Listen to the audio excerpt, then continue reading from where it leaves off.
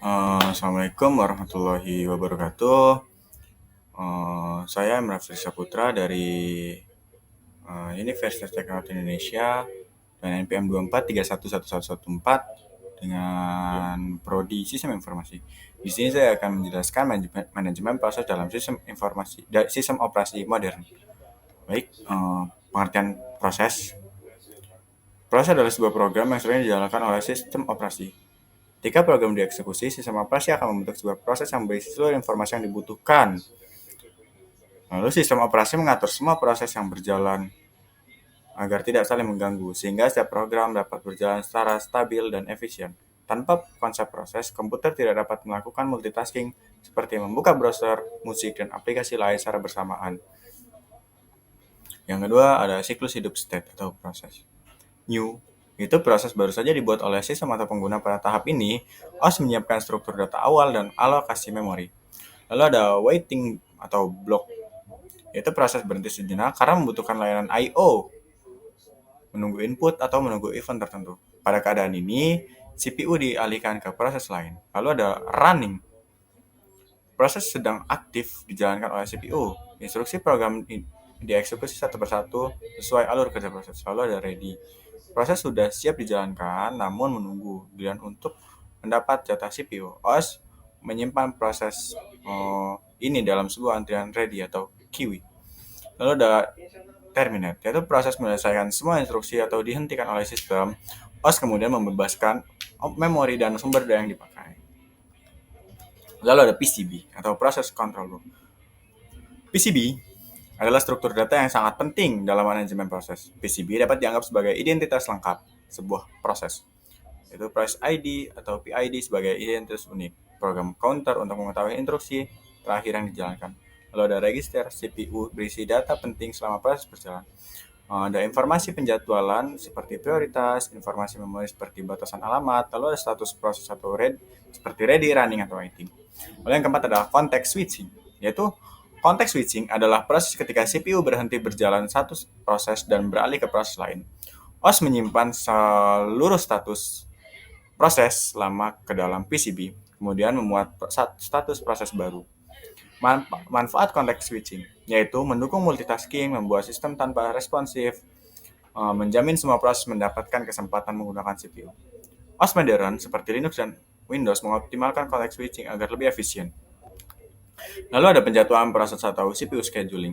Penjadwalan CPU adalah strategi yang digunakan sistem operasi untuk menentukan proses mana yang harus dijalankan terlebih dahulu. Tujuannya adalah memaksimalkan kinerja sistem dan memberikan waktu tanggap yang cepat para pengguna. First come, first serve.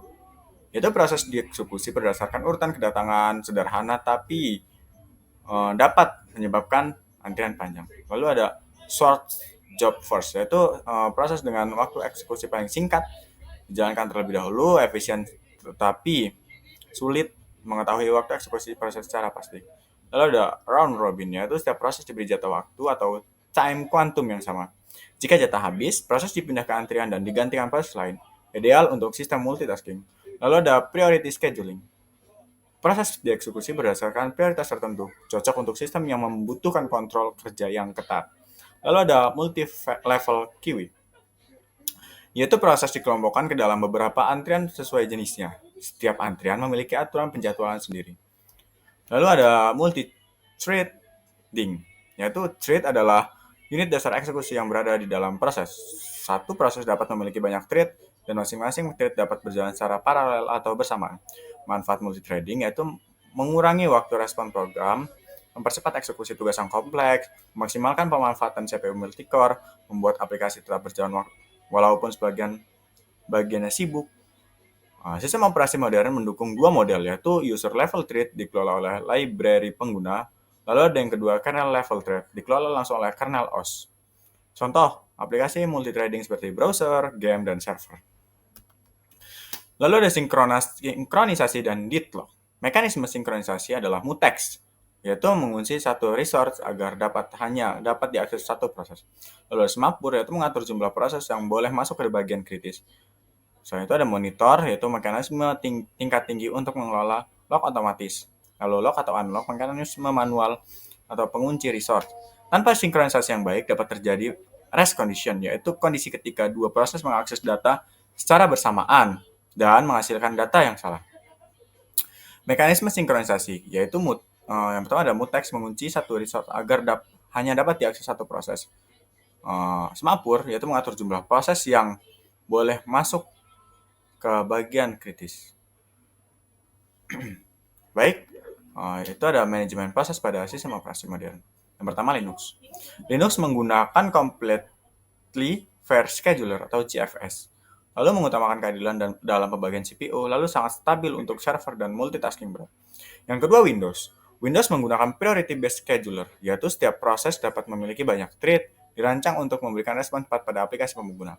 Yang ketiga ada Android, berbasis kernel Linux, menggunakan CFS Plus Binder untuk mengkomunikasi antar proses, mengoptimalkan manajemen proses agar hemat baterai.